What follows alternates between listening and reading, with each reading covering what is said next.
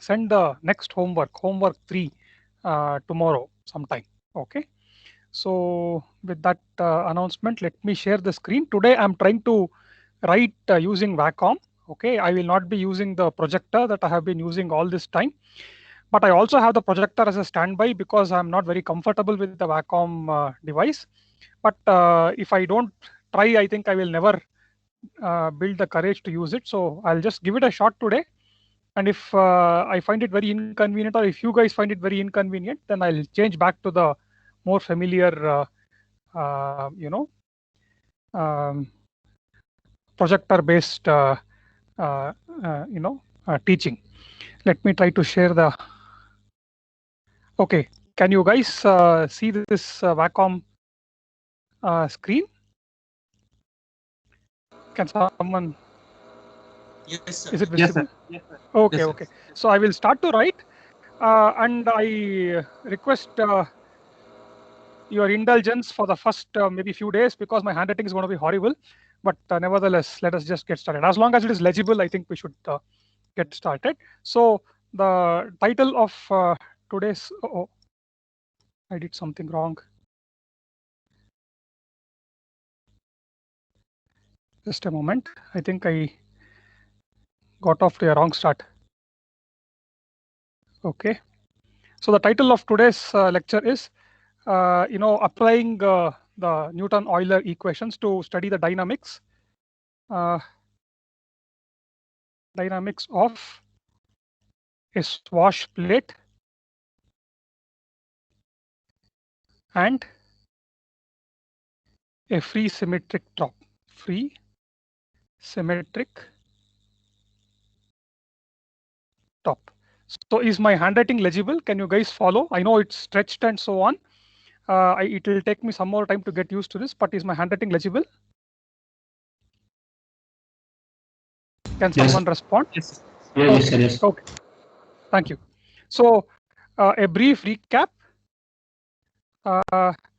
Last time we learned about how the inertia matrix is the entries of the inertia matrix is dependent on the coordinate system that you pick. So I constantly try to draw parallels with translational dynamics, only to highlight the differences between translational dynamics and rotational dynamics. So in translational dynamics, you had just the mass multiplying the acceleration, whereas here you had the inertia matrix multiplying angular acceleration, and then there was also one other term. So the inertia matrix, unlike mass, was dependent on the coordinate system, and in particular, if you were to obtain the inertia matrix about the center of mass itself, Ig, in a different coordinate system B1, then that inertia matrix was related to the inertia matrix about the center of mass in the original coordinate system B, which is a body fixed coordinate system, was related by this transformation. So R of B relative to B1 times Ig times R of B relative to B1 inverse. So this was the expression. Then if there is an offset, if you are evaluating the inertia matrix about a different point other than the center of mass, and that coordinate system I call as B1, but in this case I consider B1 to be not oriented differently, but instead offset by a certain distance d, then we saw that this was equal to Ig of B minus m times d cross square, where d cross represented the position of the center of mass with respect to the point O. So this was the second relationship, and then we could use the first relationship to show that for any rigid body, there exists a set of coordinates in which the inertia matrix becomes diagonal, and the basis for that was to note that if you have any symmetric matrix A, that could always be diagonalized by a unitary matrix V, and therefore if we choose the unitary matrix to be R of P relative to B1 and the symmetric matrix A to be our inertia matrix in the B coordinate frame about the center of mass or any other point for that matter, then this is R of B relative to B1 inverse. Then this matrix is going to be a diagonal matrix with the entries along the diagonal being the eigenvalues of the inertia matrix I. So that's I0x, I0y, I0z, 0, 0, 0, 0, 0, 0. So what was truly surprising about this result is that it is valid for any three-dimensional object, not necessarily something with axis of symmetry or any such thing. And this is highly counterintuitive and is also valid about any point, not necessarily only about a center of mass G, but also about any other point fixed to the rigid body. Okay, so for the special case of symmetric objects such as a cylinder or a sphere or a cuboid or such regular objects that we commonly come across in engineering, the symmetry axis end up being the principal axis, the axis along which principal axis or the axis along which the inertia matrix assumes a diagonal form. What is very special about it, as I said, is that it is along the principal axis that the angular momentum vector, h g and omega, if omega is along the principal axis, and angular momentum and omega are aligned with respect to one another, they are in the same direction. This is taken for granted in study of translational motion. The linear momentum vector and the linear velocity are always aligned by virtue of the fact that mass is a scalar. But in angular dynamics, it turns out that these two are in general never aligned, and it's only with this special choice of coordinate system and a special choice of omega, namely one which is aligned with one or another of these special coordinates, which are called the principal axis, will h and omega be parallel. Okay, so this was where we stopped in the previous lecture. Of course, we also wrote out the Newton-Euler equations in principal coordinates. I shall not write it down just for the sake of saving some time. I shall jump right down to today's material because we will encounter these equations also in today's material. Yeah, Dinesh Kumar had a question. This here this inertia matrix you have written, parallel axis theorem. But sir, here it should be plus, actually, if we are going away from the axis, then this inertia should be increased, but here minus, sir. Yes, the second number, second number, sir. Yes. Correct. This d cross square, when you compute that, you get negative terms along the diagonal. Okay, so minus d cross square will end up being positive. That's why it looks minus, but actually d cross square, when you compute, you will have minus of dx square plus dy square and such other terms. So that minus of minus becomes 1. Okay. Okay. Thank you, sir. Thank you.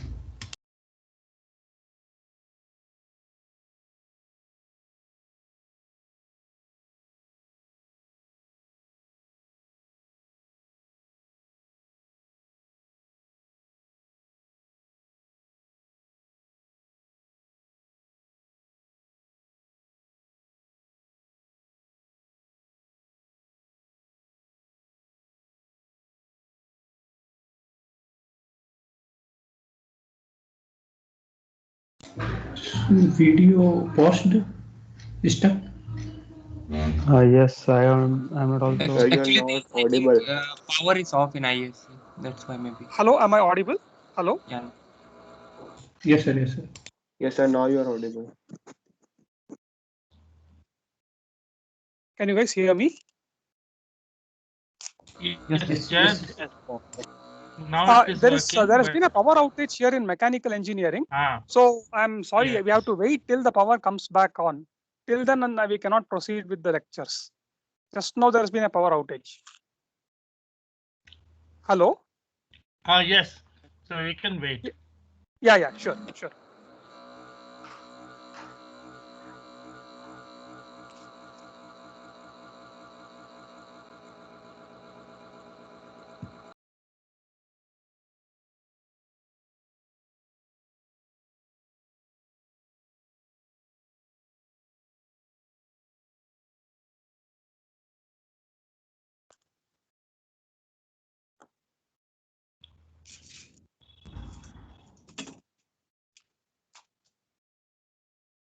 Is the generators working? Jayant, can you hear it?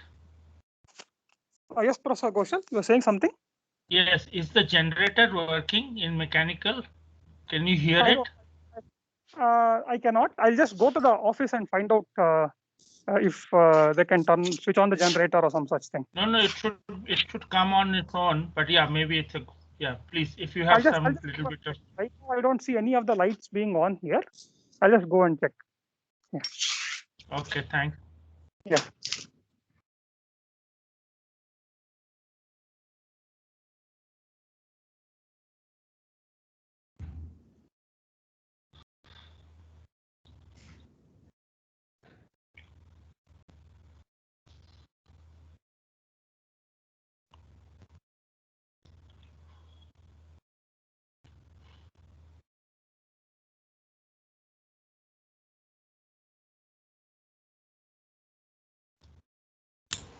Sir, meanwhile, can I ask one question, sir?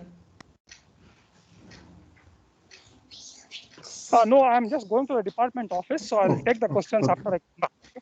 Okay. Sir, here power had come in my hostel. ISC.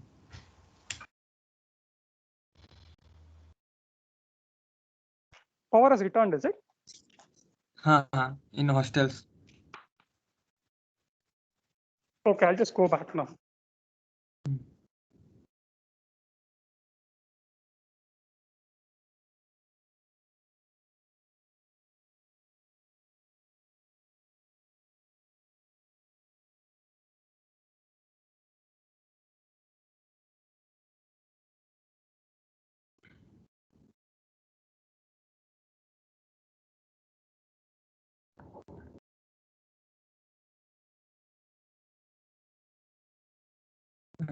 Ghoshal sir. Hello. Tell me. Tell Sir, me. students were having some doubt. If you can clear, that would be. Okay. Okay. Let's hear. I will try. Dinesh. Actually, sir, that actually I seen the fixed angle rotation and that moving axis rotation, sir. Sir, in book is written like a in fixed axis. This is we have to multiply the x y z ulta. But in moving Yes. axis, sir, this concept actually, sir, is, I think missed in class. No, that's okay. He has not taught rotation about fixed axis because Okay. the rotation about axis fixed in space is not used so often in the examples which he is going to do. Okay. Okay, but I seen book, that's why I yes. asked, sir. So in the book it is worked out because in robotics sometimes we want to use that, and nevertheless there is a in the book I think there is some homework problem or otherwise how to show that it should be in the same order, but the axis is different. It is not XYZ anymore. It is some X, K1 and K2. Okay, sir. Okay, sir. So if you have to find the new K1 and K2, and then you can use the same. Okay, sir. Okay, sir. Okay, sir. Thank Turns you. out it is opposite. XYZ becomes ZYX. Yes, sir. If you yeah, want to follow, yeah. if you That's want why, to yes. follow the rule, then it should be X, K1, K2. It is, I think, in the book there is a example or a homework problem. It says how to go about doing it. Okay, sir. So, okay, sir. Thank you, sir.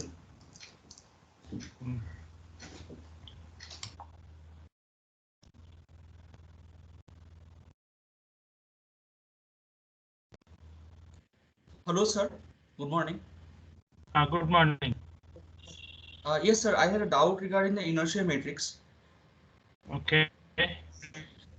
Sir, actually, we have seen that if we have regular symmetric objects, then we can easily diagonalize the inertia matrix using the symmetry axes, which are indeed the principal axes. So in normal engineering systems like the bodies of a car or bodies of an aircraft, we can always find a symmetry axis. So is it true that in practice, because most engineering objects are regularly shaped, we can always hope to find some symmetry axis which will indeed give us a diagonal inertia matrix. So in practice, do we encounter these off diagonal terms often, or is it mostly diagonal inertia matrices? No. It is sort of very hard to find exactly diagonal from what I know. So sometimes what might happen is it can become let's say IZ, but IXX, IYXY, and IYX and IYY. So it could be block diagonal if you pick a natural symmetry axis. Okay, so the way to hello, can you hear? Can you hear? Yes, sir. I'm hearing, sir. I'm on mute. Yeah. So what happens is you would like to make it exactly diagonal, but often it is not practical or easy to make it diagonal, because then the axis will be in some strange place. It is not. So the theorem is saying that you can always diagonalize. That is the theorem, and the theorem is correct. Okay. However, the diagonal need not be, have any meaning, and sometimes you can get block diagonal. So, for example, if the eigenvalues are repeated, okay, so then in some cases you can. So in some cases you can get diagonal. Some cases you will get block diagonal. Professor Ghoshal, the power has come back on, I think. So I'm able to reconnect. Yes. So okay, good. So I was so somebody had one question about this symmetry axis for a rigid body, and whether it is always possible to get it diagonal. So I was trying to. I told them, you can hear it later. I told them that you would like to make it diagonal, but however, for some matrices, okay, for some matrices, if the eigenvalues are repeated, you may not get fully diagonal, but you can get block diagonal. Yes. Okay. So that's what I told them. So okay. You can continue.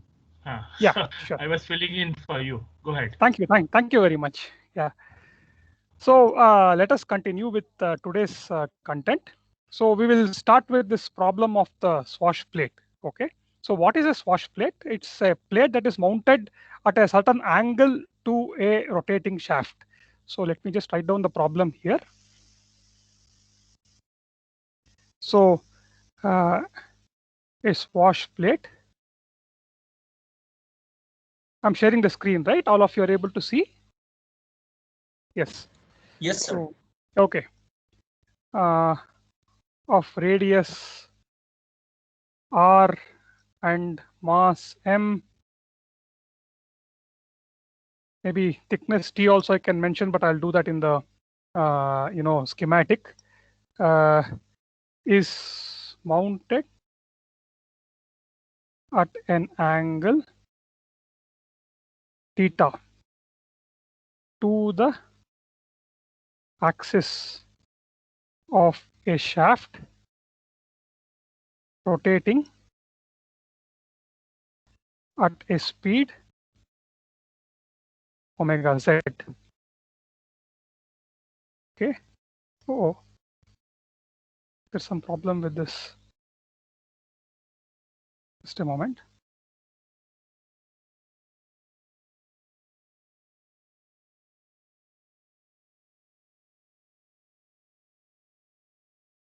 Okay. So determine the reactions at the bearings shown in the figure.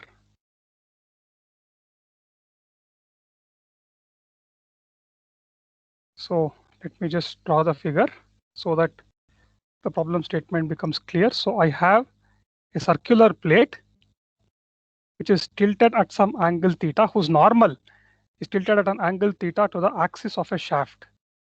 So this is the axis of the shaft, and it's very poorly drawn, I know, because I don't have too much practice with Wacom, but it's supposed to be a straight vertical shaft. So I hope you are able to make note of that while you are taking this down. And this is at an angle theta to the axis of the shaft, and the shaft is rotating about the vertical axis at an angular rate omega z, and we'll call this a z axis, of which frame we will discuss in a minute. Okay, the thickness of this, the radius of this is r, Okay, the radius of the circular plate, swash plate, is r, and its thickness is t. Okay, so now you're supposed to determine the reactions at these two bearings. Okay, these are the bearings. We are not taking gravity into account, but if you want to take gravity into account, since this has been sketched vertically, you can also put a thrust bearing here.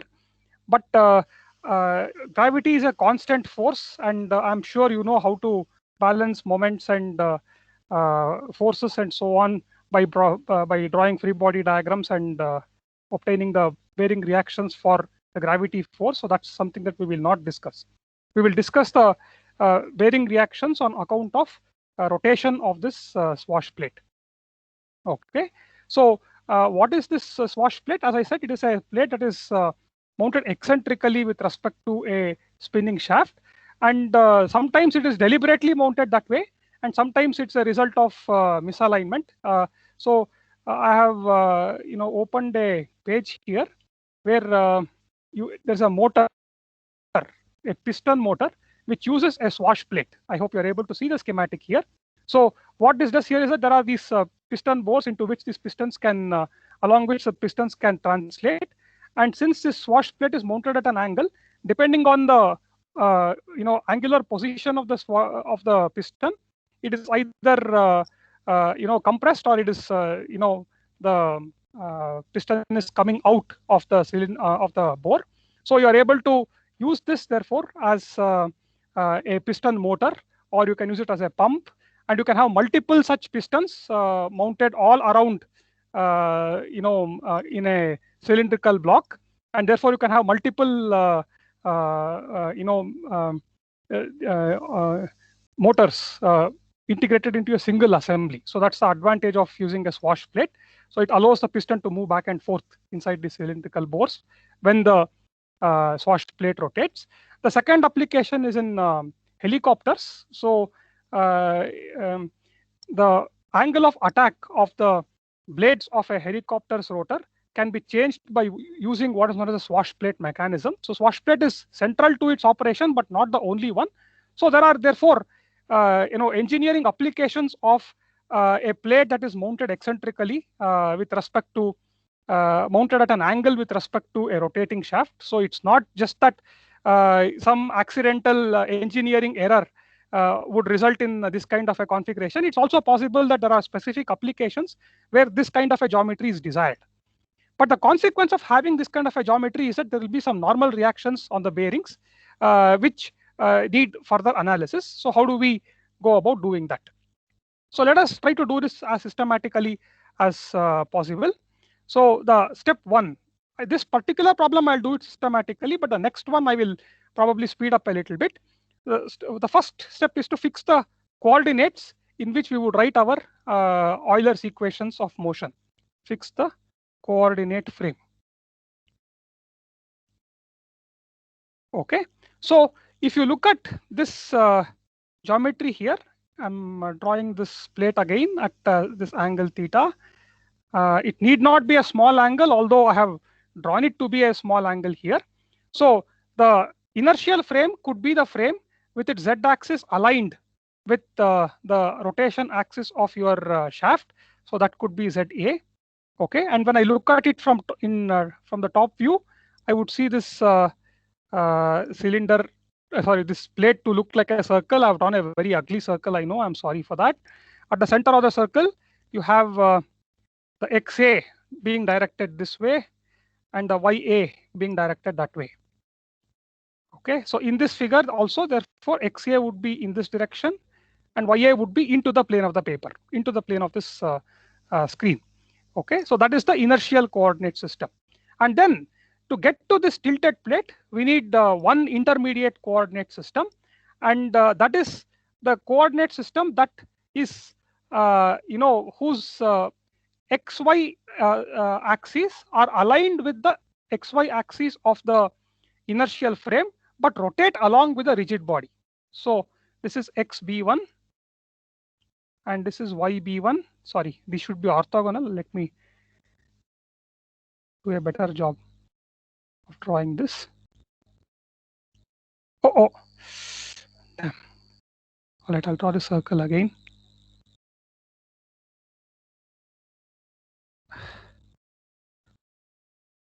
I'm sure all of you are having a good laugh at the way I'm drawing these things, but it's about as much as I can manage right now. This is YB1.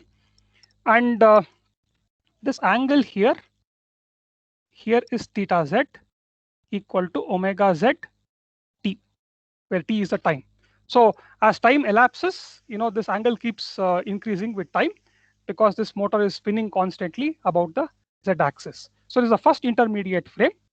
And the second intermediate frame is aligned with the symmetry axis of your of the plate. So the ZB axis, maybe I will draw it here. The ZB axis is perpendicular to the plate, and the XB axis is aligned along the length of the plate. Okay, so what you would have therefore is that the rotation matrix between B1 and A is rotation about the Z axis by an angle theta Z, or Rz of omega zt. And the rotation matrix between B and B1 is rotation about the y axis. So if you look at this, xb1 was like this and zb1 was like that. So to get to the B frame from the B1 frame, you need to rotate by an angle theta about the y axis. So that's why the second rotation matrix is therefore Ry of theta. Okay, so now the first question is, in which coordinate frame would we solve this problem? So that's the first question that we need to answer. Okay, so there are two body frames here. Okay, one is the B frame, the other is the B1 frame. They're both fixed to the body. They're both rotating with the body, and every part of the body will look fixed, whether I sit on the B frame or the B1 frame. So now I have to decide which of these two frames should I go with. The advantage with writing down the equations and doing the math in the B frame is that in that frame, you see the B frame is aligned with the symmetry axis of your disk. And hence the inertia matrix will take on a very nice diagonal form in that particular frame. That's the advantage of working with the B frame. The advantage of working with the B1 frame is that the axis of rotation, is along the Z axis of the B1 frame, right? So the representation of the, and even the reactions and so on would be perpendicular to this axis of rotation due to those bearings. And therefore, those would also be either along the x-axis or along the y-axis in the B1 frame. Whereas in the B frame, they might have components in 3D. So the choice of which frame to write our equations in is completely up to us. In this case, I have decided to go with writing down the equations in the B1 frame. Okay, that's also a body fixed frame. It is just not the principal coordinates of the body. That's it. Oh, by the way, before we proceed further, I want to also note that we are ignoring the inertia of the shaft. So we are assuming that the shaft's mass is negligible compared to the mass of the swash plate. So we are computing the reactions only due to the swash plate. Okay, any questions so far?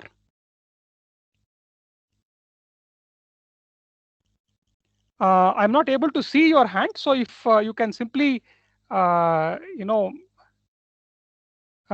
your mic and talk, that would also be good. Yes, tell me. Sir, can you explain that? B1 frame once again, sir, and the orientation. Just a moment. I will just make this your list of participants visible so that I can see who's asking the question.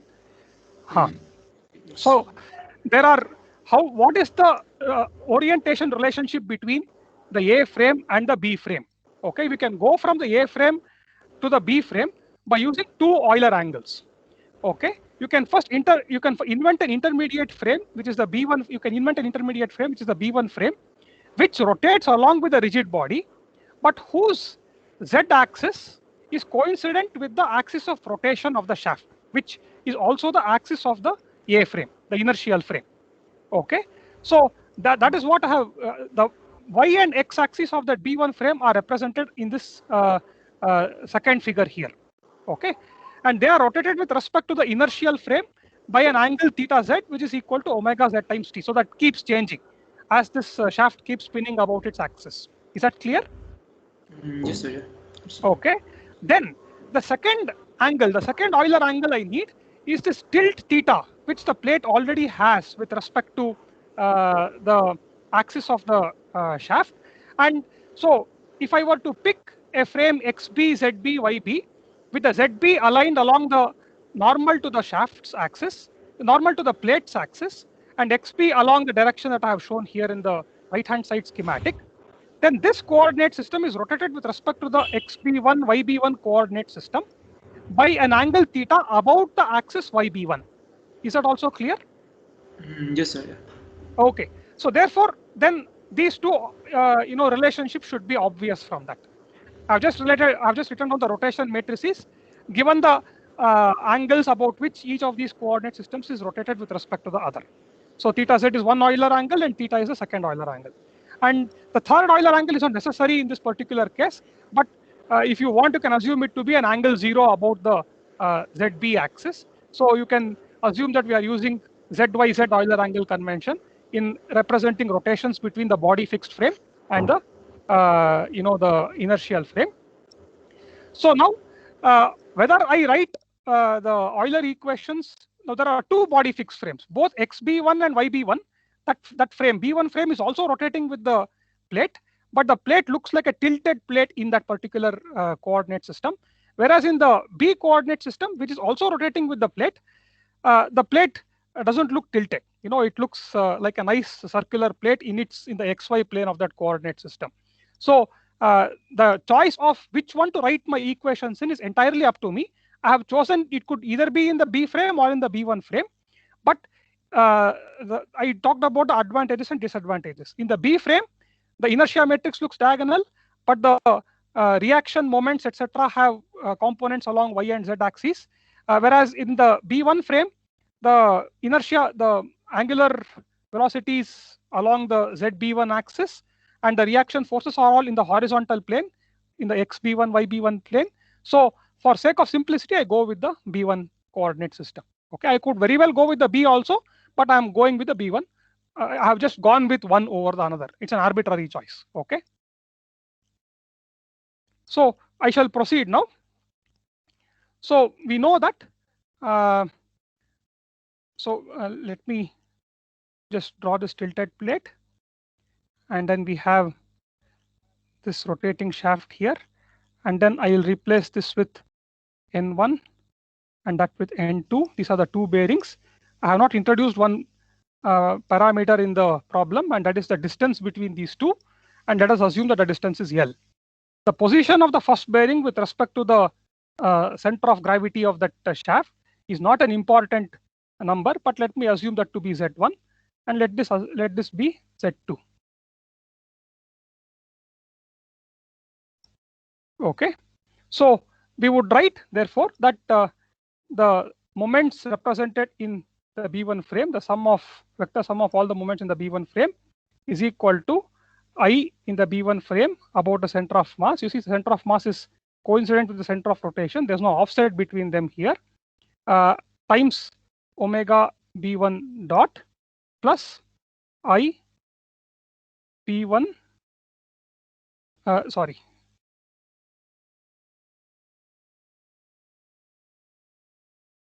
plus omega in the B1 frame cross I B1 omega in the B1 frame. Okay. Now we know that this is rotating at a constant speed omega z. So therefore this omega B1 dot term, this guy goes to 0. So I would have therefore that sigma MB is equal to omega B1, sorry.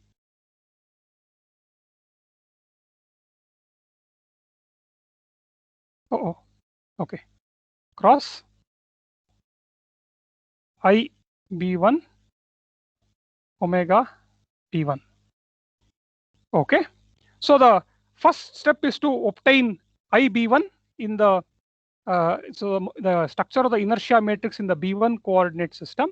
So I would have that I B1 is R of B with respect to B1 times IB times R of B with respect to B1 inverse.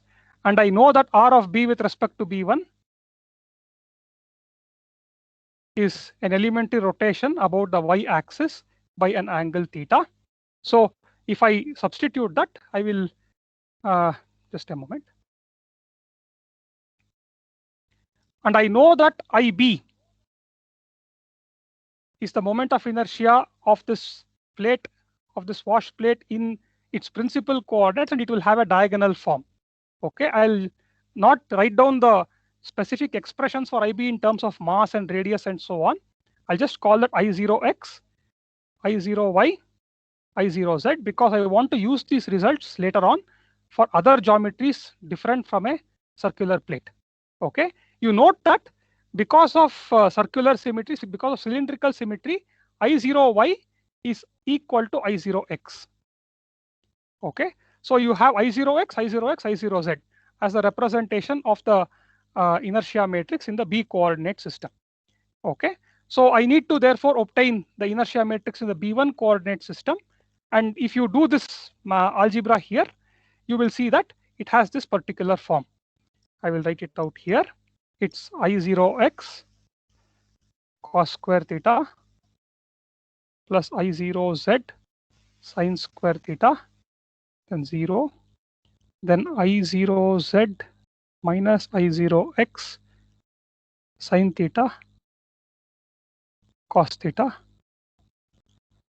Okay, I'll since I'm taking up a lot of space, I'll replace cos theta with c theta in future. Okay, and this will be I0y, or which is the same as I0x. Okay, and then this is a symmetric matrix. So the last entry here in the first entry in the third row will also be the same as the other one, I0z minus I0x times cos theta times sine theta, and then this 0, and then finally this is I0z cos square theta plus I0x sine square theta. So this is the inertia matrix about the center of mass G in the B1 coordinate system. Okay.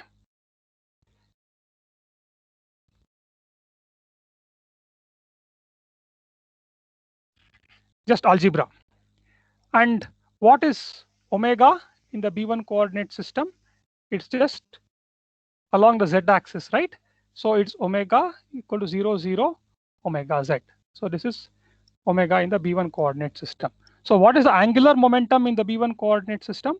IB1 omega B1, which will turn out to be something like I0z minus I0x sine theta cos theta 0, and then I0z times omega z, sorry, I0z cos square theta plus I0x sine square theta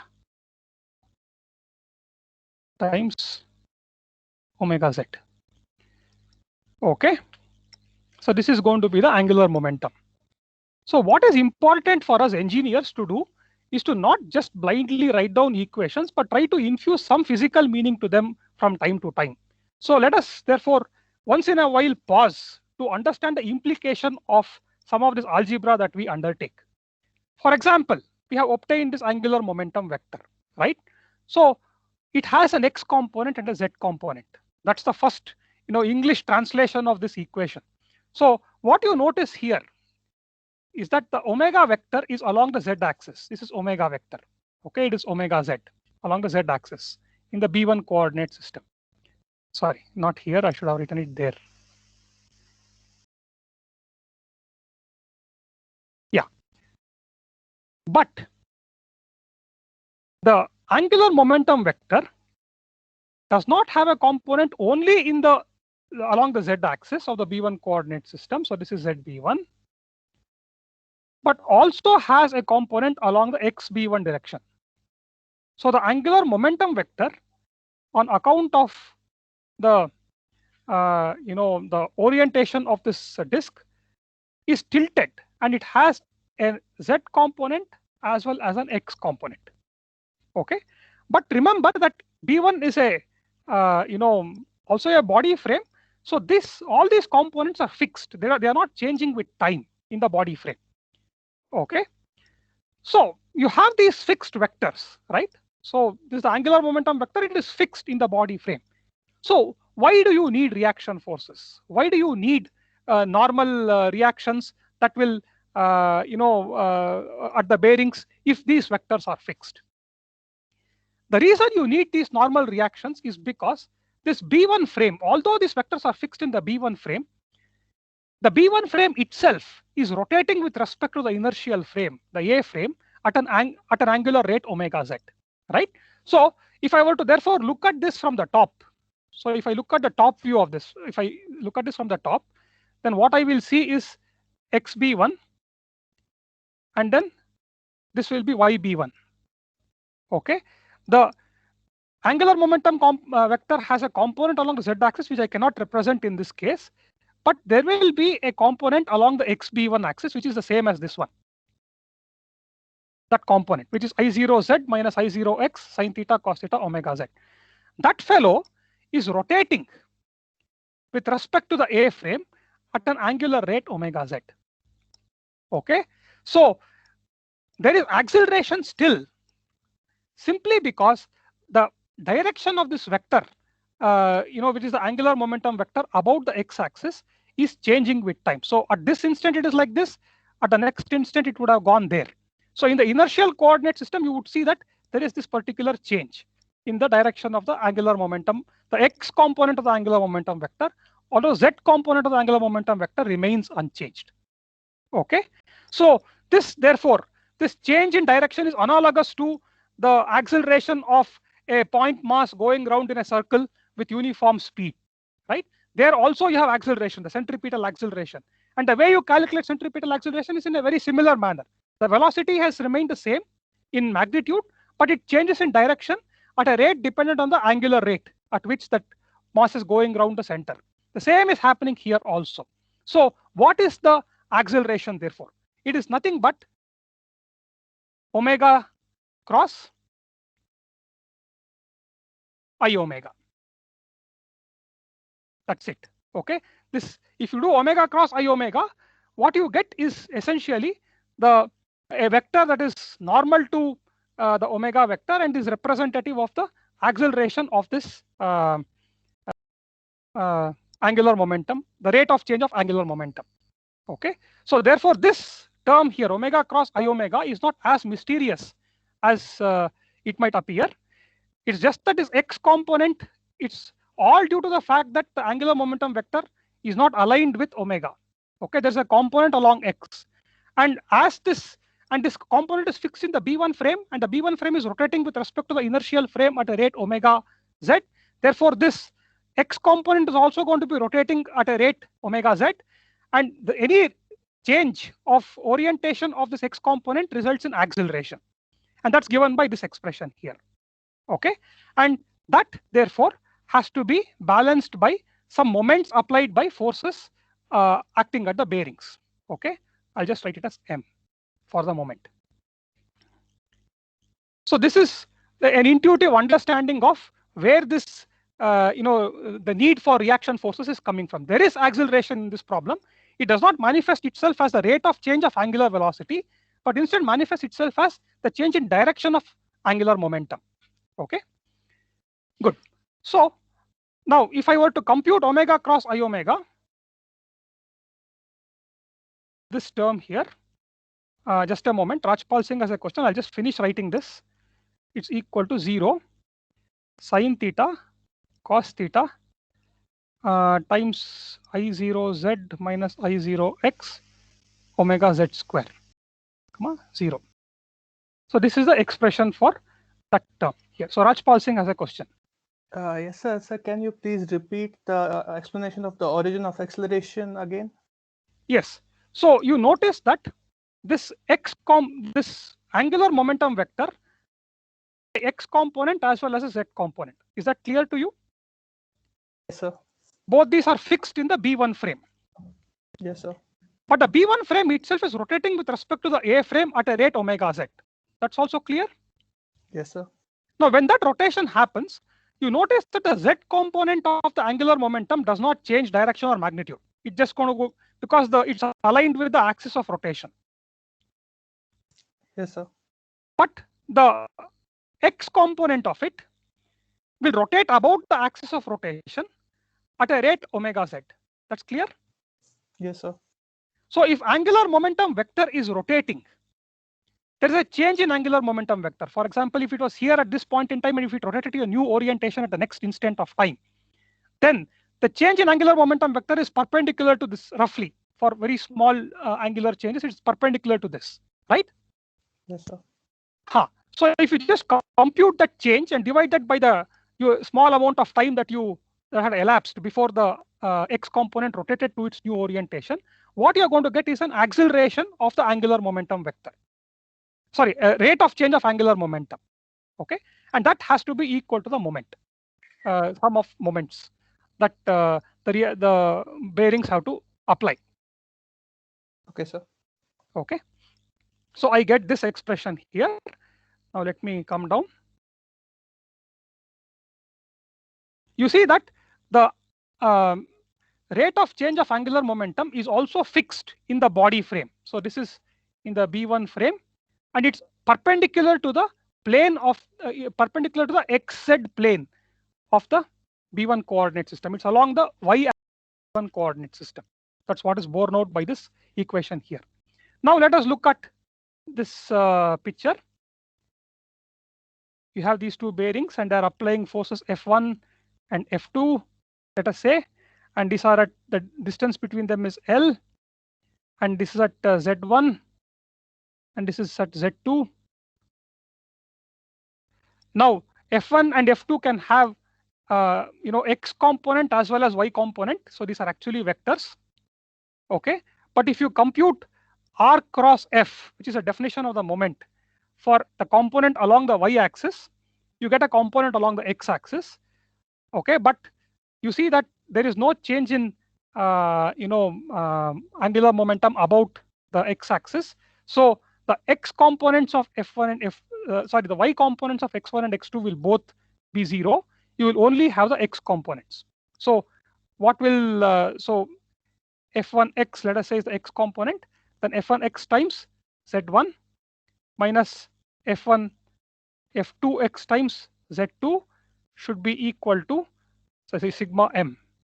Okay, and then you need to have that f1x plus f2x to be equal to 0, so that the forces are also balanced, which means that f1x is equal to minus f2x, and therefore when I plug it back here, I get that f1x times z2 minus z1 is equal to the sum of the moments, and z2 minus z1 is the spacing between the two bearings, and that I have defined it as L.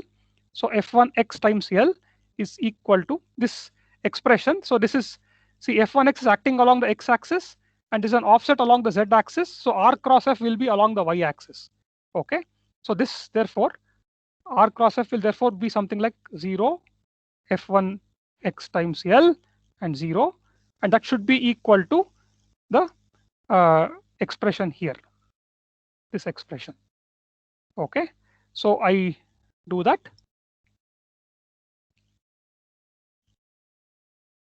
And I get f1x to be equal to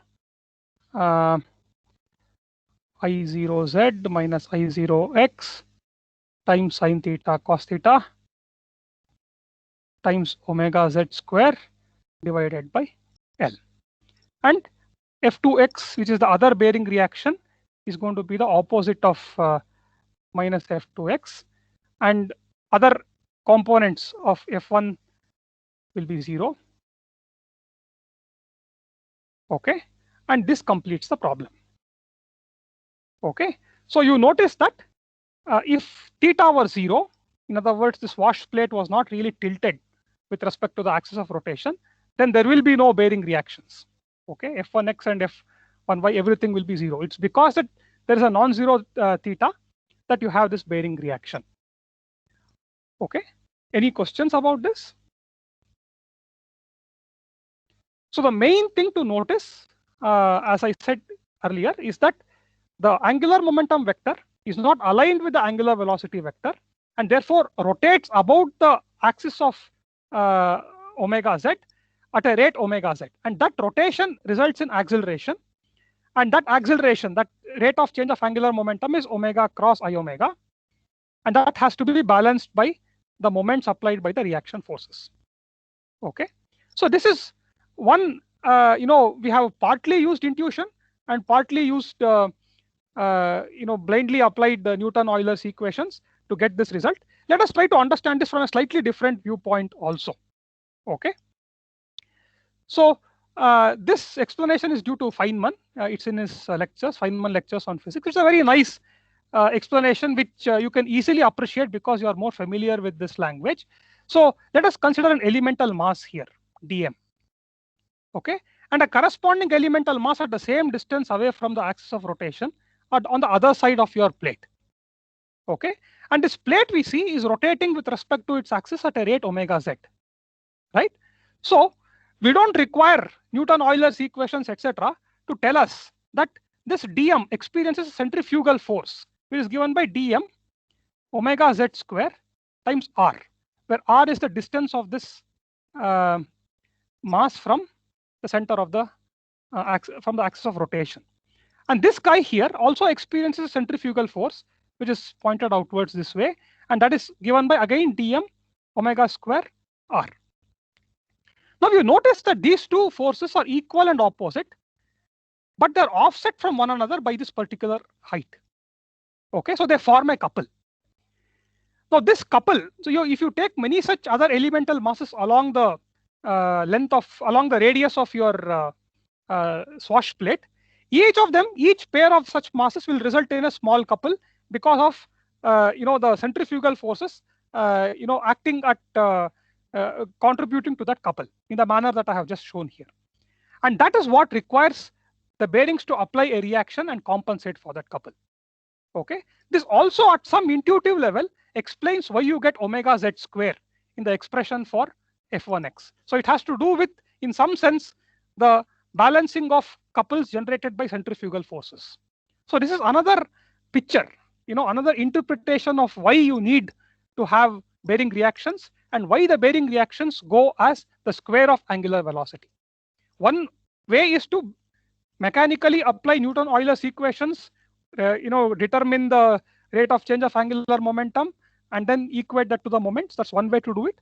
The other way is a more physical picture, which gives you ultimately the same result, and also explains the origin of some of these terms. Any questions? Yes, Subhadip Sahu had a question.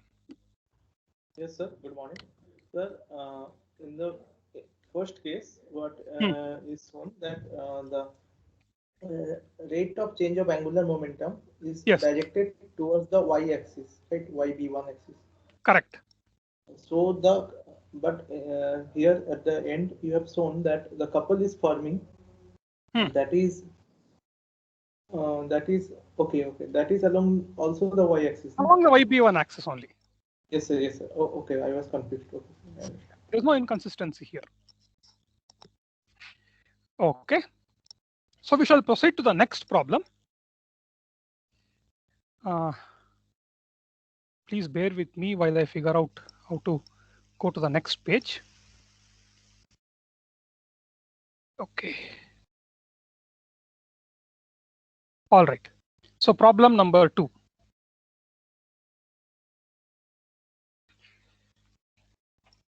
So this problem is not very different from the first problem, with the exception that that plate that we have fixed, that swash plate, can rotate with respect to the shaft.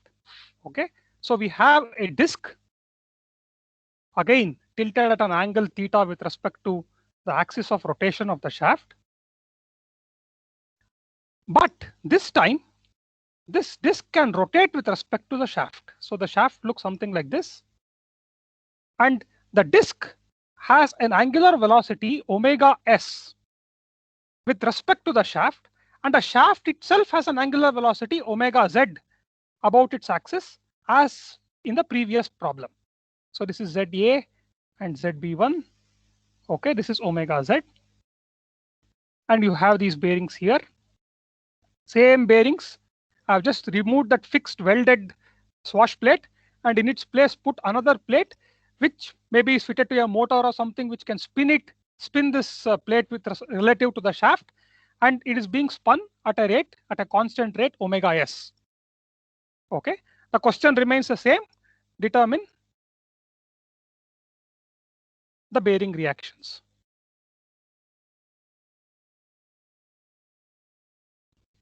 Okay, so once again, we need to let us start the conventional way by first trying to determine in what coordinate system we would write down Newton-Euler's equations.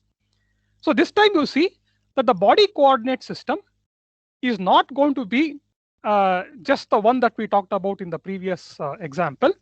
You're going to need 3 Euler angles here to go from the inertial frame to the body frame. So what are the 3 Euler angles? The first is exactly as in the previous case. So let us say I represent this top view of this plate in the form of a very badly drawn circle. And this is XA, this is YA, and ZA is out of the plane of the paper. And my first coordinate system, B1 frame, is has its Z-axis coincident with that of the A frame. So this is XB1, this is YB1, and ZB1 is coincident with this frame. And this orientation, is this frame, B1 frame, is therefore fixed to the shaft. The shaft is assumed to be massless, so it appears as though this frame is not very useful, but nevertheless we are continuing to keep it because it at least helps us go systematically from the A frame to the B frame.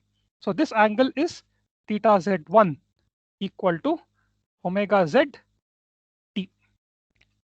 Okay, the second frame is a B2 frame, which is aligned with the plane, with whose normal is aligned with the normal of the plate. Okay, so the B1 frame is fixed to the shaft and its x-axis is this way, XB1, and this is ZB1. And B2 frame is also fixed to the shaft but rotated with respect to the B1 frame by an angle theta. So this is XB2 and this is ZB2. So ZB2 is aligned with the normal to this rotating plate, and that's the second frame, and this angle is theta. And what is the third frame? The third frame has to do with the frame that is fixed to the rotating, the spinning. Okay, that was not necessary in the previous example because that plate was welded to the shaft. Both B1 and B2 are fixed to the shaft, and so was the plate, and therefore I did not need another frame. But now this plate is rotating with respect to the shaft, right? So I need a third frame to move along with the plate, and that frame is the B frame. And the B frame, maybe I will draw the top view again because that's probably more intuitively easy to appreciate. Although I keep getting, yeah. So if this is the plate once again, so the B2 frame is aligned, is fixed to the shaft. So this is XB2, this is YB2. Okay, so we are now looking down along the normal to the plate. Okay, the ZB2 is going to be out of this plane. Okay, this guy here and that guy are not the same directions of viewing. To get this circle, I'm viewing along the ZA axis, whereas I'm viewing along the ZB axis in this case. Okay, now the B frame's x-axis is tilted with respect to the B2 frame's x-axis by an angle theta Z2 equal to omega S times T. So this is spinning with respect to the shaft at a rate omega S, right? So this angle therefore keeps increasing with time at a rate omega S. So this is YB. And ZB is aligned with the ZB2 axis. So therefore, the rotation matrix between the B frame and the A frame is therefore composed of two elementary rotations, Rz of theta z1 times Ry of theta times Rz of theta z2. And theta z1 is basically increasing with time and is given by omega z times t. Theta z2 is also increasing with time. It's not a constant. It's given by omega s, the spin rate, times t. And theta here is a geometric parameter which captures the tilt of this rotating plate with respect to the axis of the shaft. Any questions about this? Okay. So let us go ahead. So the first step is to determine the coordinate frame in which we are going to be writing this Euler's equations. Now, formally, if I were to go by textbook procedure, I would have to write it in the body fixed coordinate system. There's only one body fixed coordinate system here, and that's the B frame. Unlike in the previous example where both B1 and B2, B1 and B were body fixed, because they were only rotated with respect to one another by a constant angle theta. Otherwise, the B1 frame also rotated with the B frame. Here, B frame alone is the one that is rotating at this rate omega s also, and is therefore fixed to the body. The B1 frame and the B2 frames are fixed to the shaft. Okay, they are also rotating, but not with the body. They are rotating at a different rate, and that is omega z. Okay, so therefore, common sense tells me that I would have to, apply Newton-Euler's equations in the B frame. Professor Ghoshal, you had something to say? No, sorry, I don't have any. Okay. I just saw your mic unmuted. Yeah. So ordinarily, a very studious person would probably go with the B frame.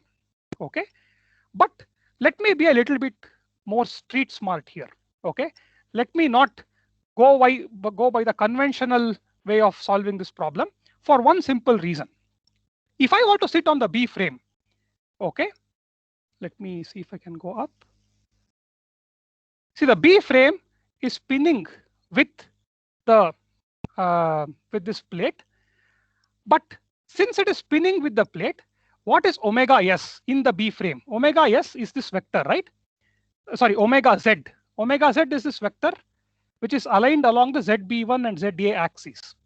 If I were to now sit on the B frame and were to rotate at a rate omega s about ZB axis, then don't you agree with me that this vector omega z will appear as a vector that is rotating about the ZB axis?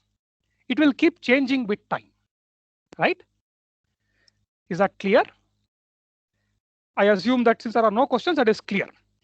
So since it is changing with time, it is a little uneasy for me to work with that vector.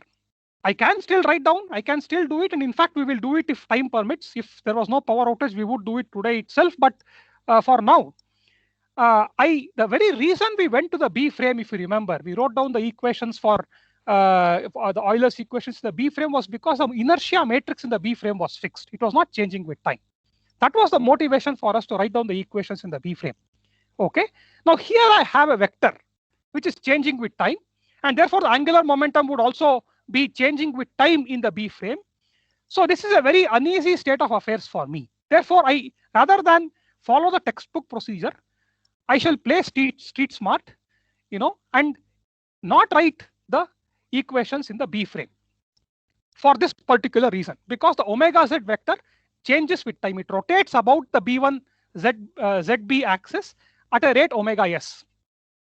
That's why I don't want to choose the B frame for writing down my equations. Now, what other frames can I write down the equations in? I have A frame is of course an inertial frame that leaves me with the B1 frame and the B2 frame. Okay, both of these frames are fixed to the shaft. They're rotating along with the shaft. But notice one very nice fact about both these frames. What is omega s vector, that spin of this plate with respect to the shaft? It is aligned along the ZB1 axis, right? It's aligned along the ZB2 axis. Okay, and ZB1 and ZB2 axes are rotated with respect to each other by an angle theta. So this omega s vector is a fixed vector in both these coordinate systems, both B1 and B2 coordinate systems. It is not changing in direction. It's not changing with time. Likewise, the omega z vector also is a fixed vector in both these coordinate systems, both B1 and B2. In the case of B1, it's aligned along ZB1. In the case of B2, of course, it is tilted with respect to the z-axis along the B2 frame by an angle theta. If I choose a B2 frame, I will have omega s being aligned along its z-axis and omega z being tilted to it. If I choose the B1 frame, I'll have omega z aligned along its z-axis, but omega s tilted to it. In either case, however, both these vectors are fixed. In both those planes, they are not changing with time. So that is a heartening news for me. Okay, they are fixed, and I like vectors that are fixed. It's easy for me to do my calculations. That's why I will choose one of the two frames, B1 or the B2 frame. And for similar reasons as in the previous problem, I will go with the B1 frame. Again, now the choice between B1 and B2 is arbitrary. I shall go with the B1 frame. So choose the B1 frame. Okay. Now, what is the angular momentum in the B1 frame? It is IB1 times omega. What is omega? Omega is omega z. I'll write it as a vector plus omega s, because relative to the shaft, the disk is rotating at an angle omega s, at a rate omega s. And the shaft itself is rotating at a rate omega z, about its axis. In the inertial frame, I would see it as rotating up by at a rate omega z. And both these have to be represented in the B1 coordinate system. Now, IB1 omega s is the angular momentum due to the spin represented in the B1 coordinate system. You notice that IB1 is nothing but, well, before I do that, excuse me.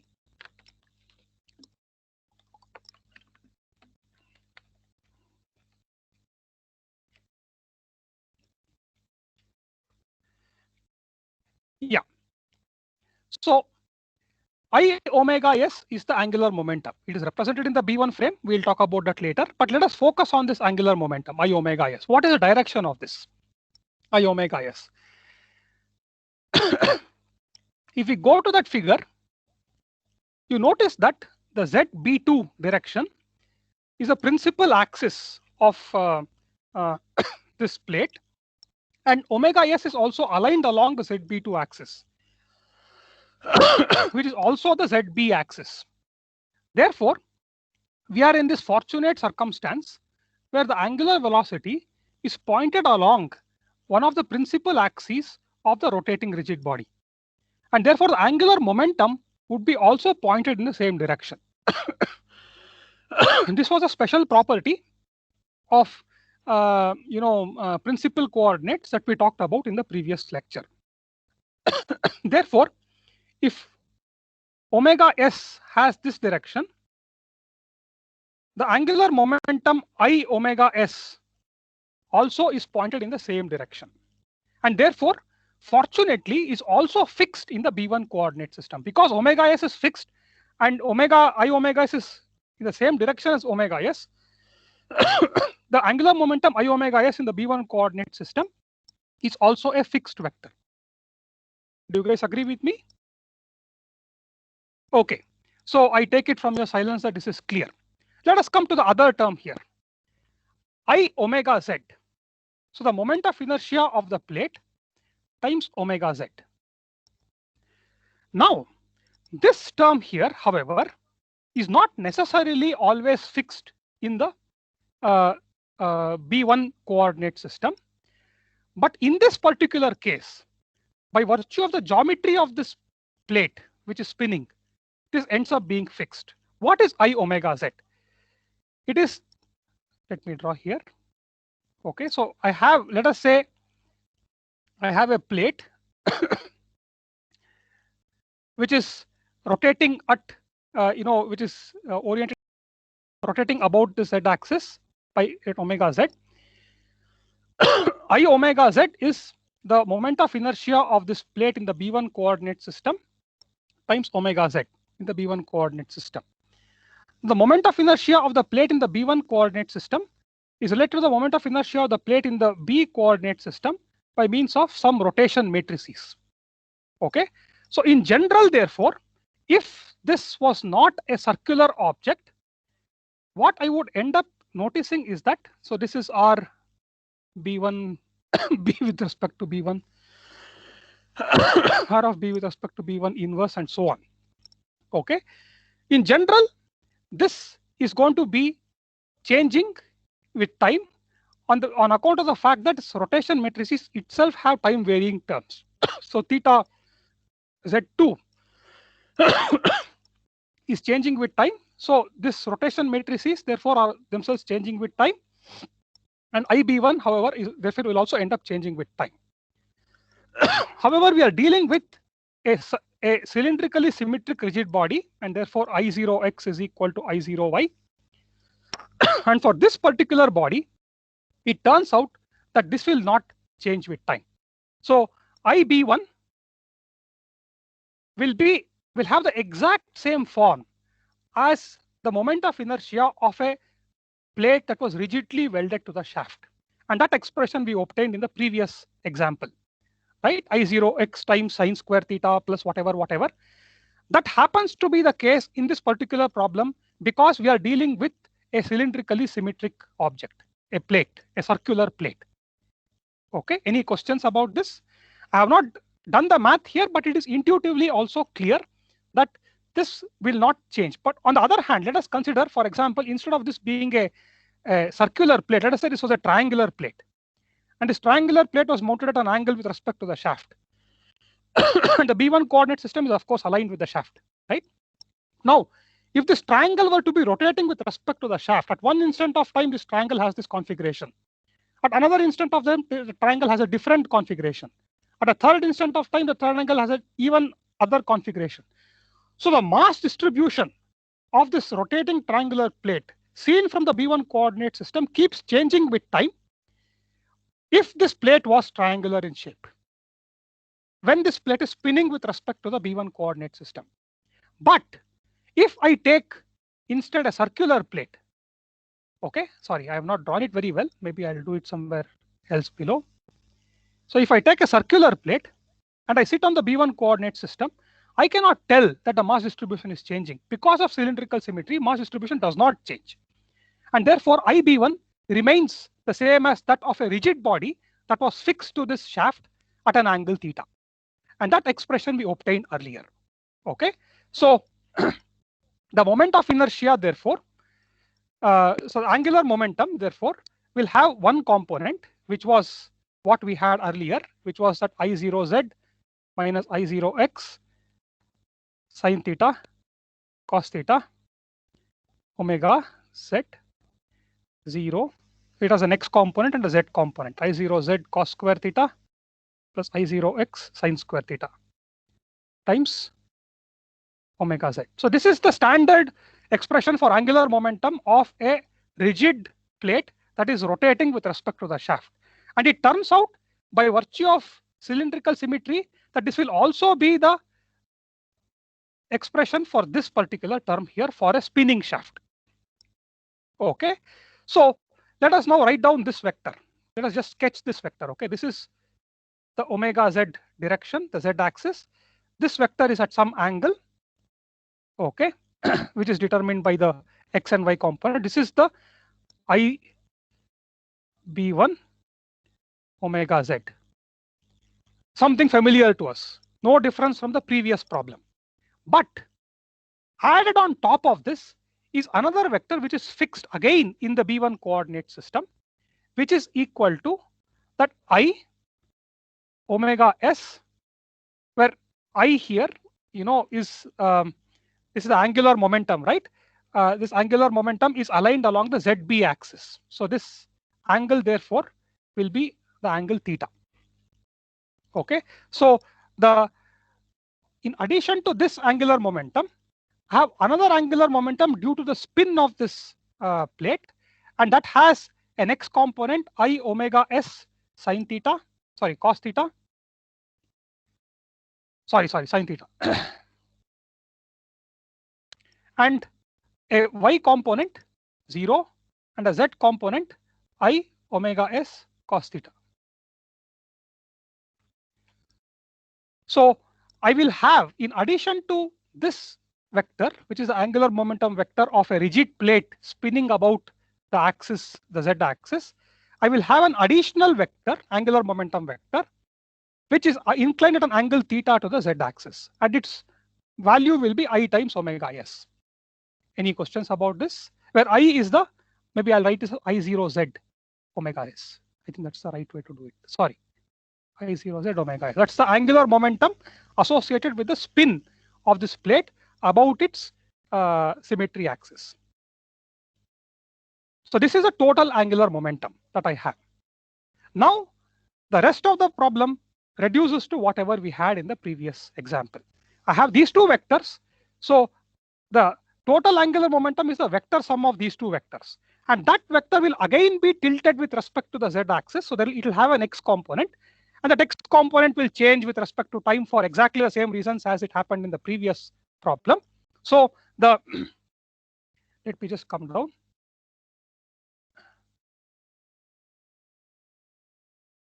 So let me write down the total rate of change of angular momentum is omega z cross of the first vector, which is I b1 omega z, and then the omega z cross of the second vector, which is this particular one. Okay, I don't know. I call this I omega s. I'm sorry, I have not invented a proper consistent notation for this. So I'm just representing it as a vector this way. But you note that I'm talking about this particular term here. Okay, and this should be equal to the f1x times L. As I have directly written down the sum of the moments this time. I have not written down the force balance equations and so on. Okay. Now when you do that math, you discover that the normal reaction f1x is equal to I0z minus I0x times sine theta cos theta omega z square. Same term as what you got in the previous example, but there's an additional term now, which is I0z sine theta omega s omega z.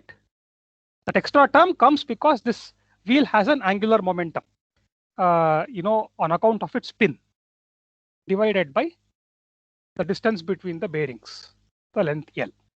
Okay, so this part of the problem is conceptually not different from the previous example, but the real difference is that I can replace, in addition to the angular momentum because of spinning about the shaft axis, there's an angular momentum because of the spinning about itself, and that's given by this. And both these vectors, fortunately, are fixed in the V1 reference frame. The first one is fixed because omega s is fixed, and that axis is a principal axis. The second one is fixed because of cylindrical symmetry of the object under. Otherwise, this term will not be fixed. I will be a function of time. It's because of cylindrical symmetry that it is fixed. Okay. Now, otherwise the problem boils down to the previous case, and then we get this answer without too much trouble.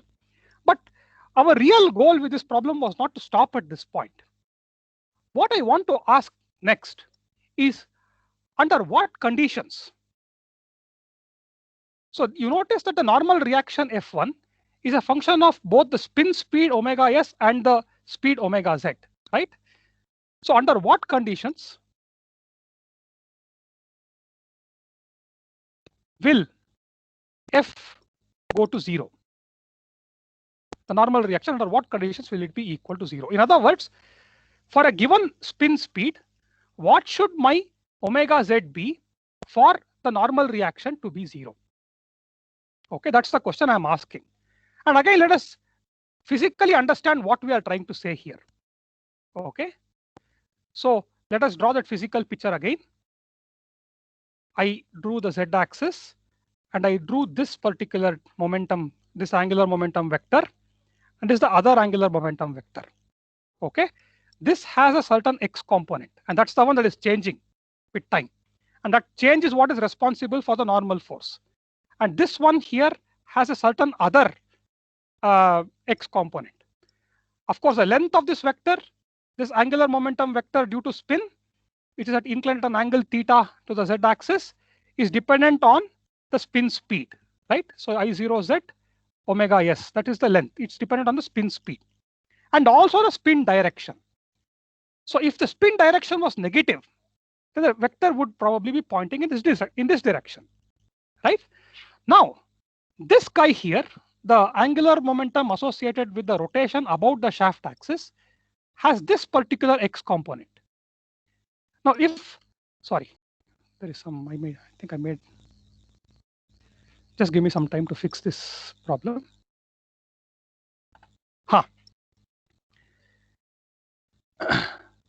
Now, this guy here,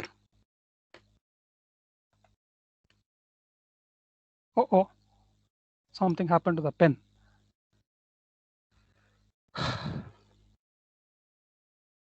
Just a minute. I'll see if I can.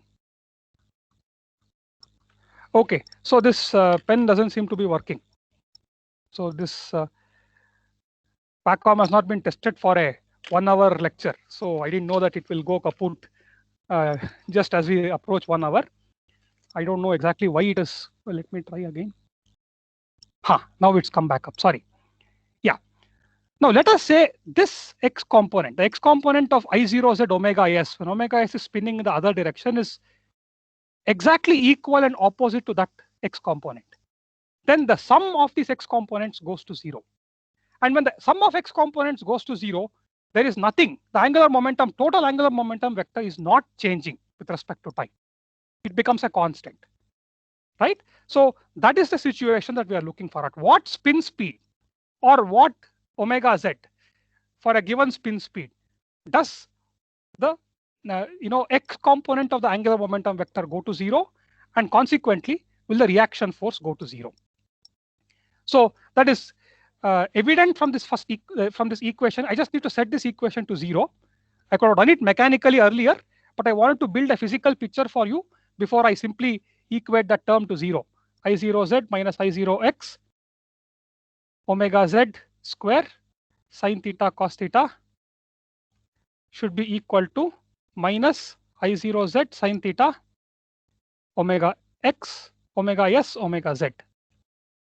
And that implies that omega z should be equal to, so for this particular, for a given spin speed omega s, omega z should be equal to minus I0z divided by I0z minus I0x cos theta times omega s. Now, why is this of interest to me?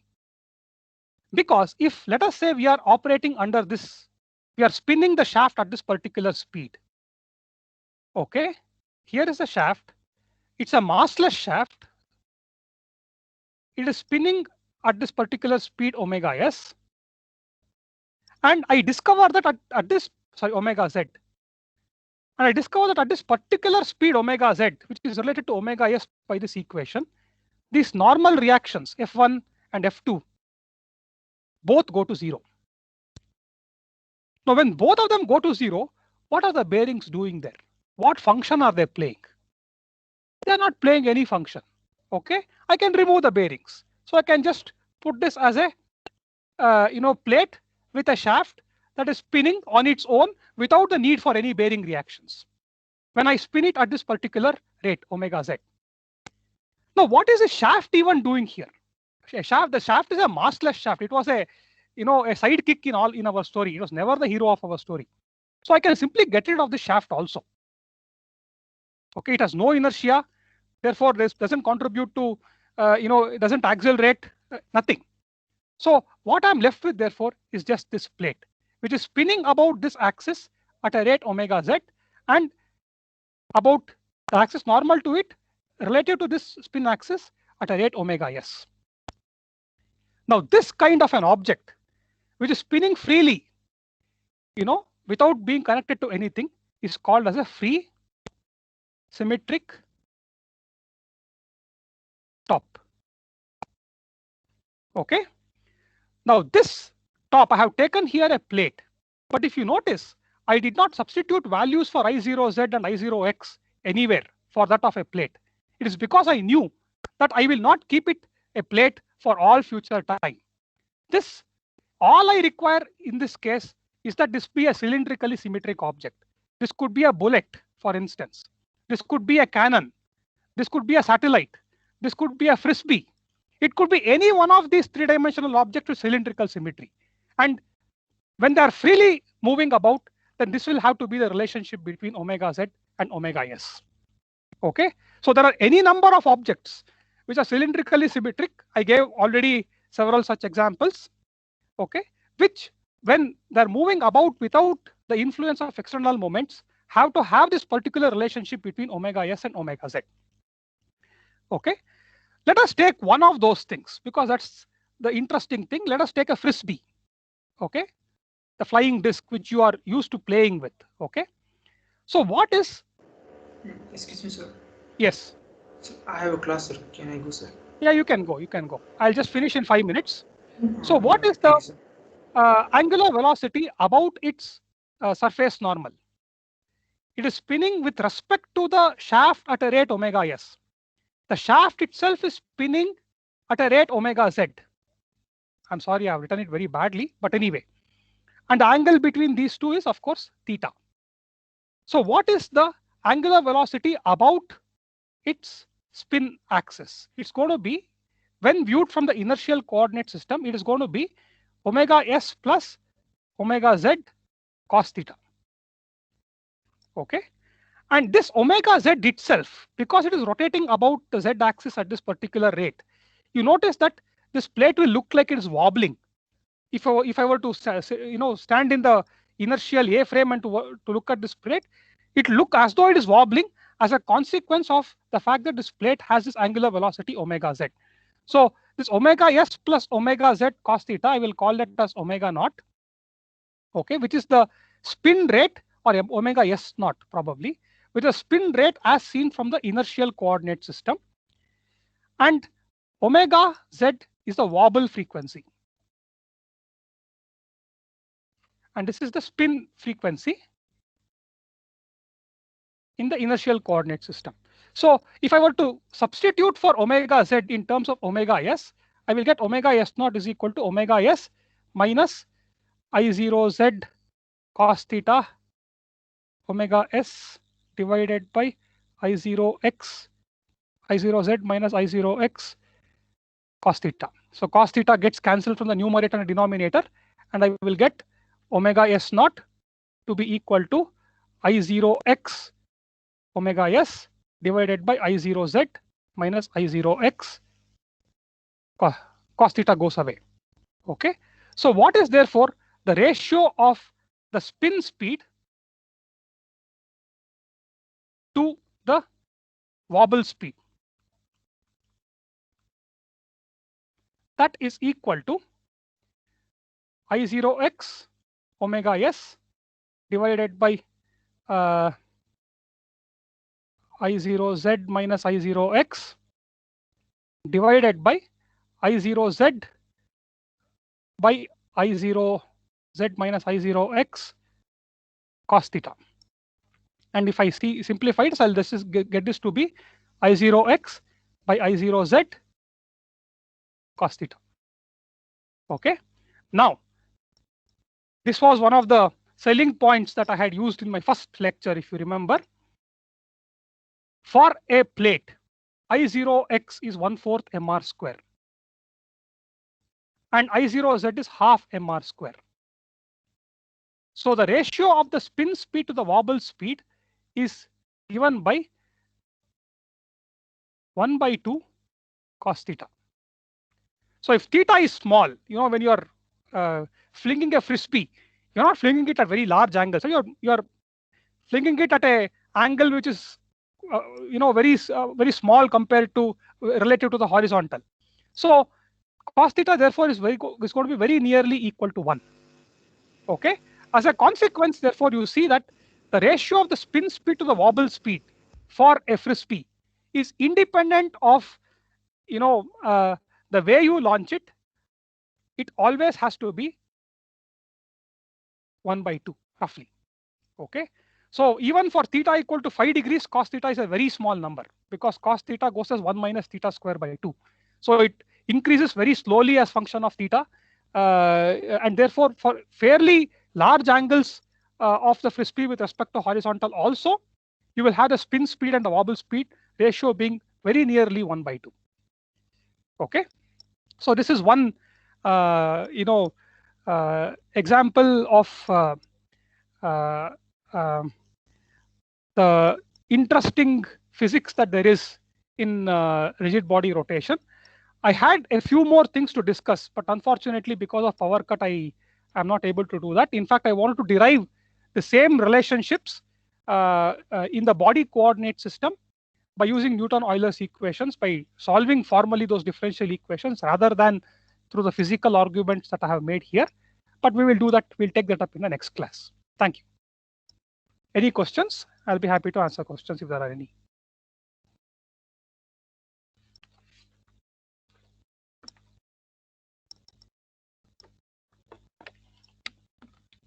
Subhadeep has a question. Yes, sir. Sir, yes. The speed you have told, can you physically interpret that spin speed? Physically, see, if I were to put a mark on the frisbee, okay, that mark takes some time for it to go around and come back, right? When I fling the frisbee, it is both rotating about its axis as well as wobbling about. If I were to put a mark on the frisbee, that mark takes some time for it to come back to its original position after rotation. And the time taken for that is related to the spin speed. Okay. Okay, sir. Okay. Sir, that means the Z component of Ws, that is the relative spin speed, and that is sum with omega Z. No. The omega, I'm looking at the rate at which this is spinning about its normal. Okay, about the normal to the plate. So therefore, the net angular velocity, the component of the net angular velocity about the normal to the plate is going to be omega s plus omega z. Okay, I'm taking the component of omega z along the ZB axis, not the other way around. I'm not taking the component of omega s along the ZA axis. I'm doing it the other way around. Okay, sir. Sir, one thing I want to tell you, if you don't mind. Then, sir, earlier you used to take the class in that way. If you take, it would be better because it's not adding something else. It's, I think better. So you prefer me writing on paper, is it? Yes, sir. That's what I feel. Sir, if aspect ratio is set properly, it that letters are coming stretched. If that is solved, I think it will be good. Okay, I don't know why this aspect ratio is coming out this way. Sir, you can. This is Vivek. You can try out a different app, sir. Yes, sir. You can try OneNote. OneNote would be a little better with pen support, and your lines also will be auto corrected into a perfect line or any other shape that you make, sir. Okay. So you can try that app, sir. One app by Microsoft. Looking stretched and so on. Do you think this is a better way of writing compared to writing underneath a projector, or you still think that there is not much of a difference? This will give you one advantage over sharing the notes, sir. That is fine. That is from my perspective, but from your perspective, what do you think? So you give it a try. If you find your handwriting a little better there, then. Okay. So it's still not clear.